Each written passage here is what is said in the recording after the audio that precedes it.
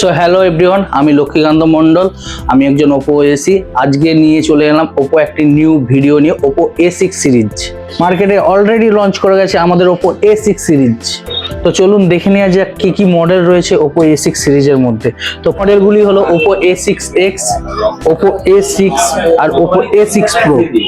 তো এই A6 সিরিজের মধ্যে থাকতে সব থেকে বিগেস্ট ব্যাটারি 7000 mAh ব্যাটারি, সঙ্গে থাকছে 80 ওয়াট সুপারবুক চার্জার।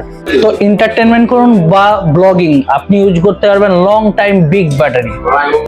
আরও থাকছে IP66, 68 উইথ 69, যেটা আপনার ধুলো বালি জলের হাত থেকে অনেক রক্ষা করবে।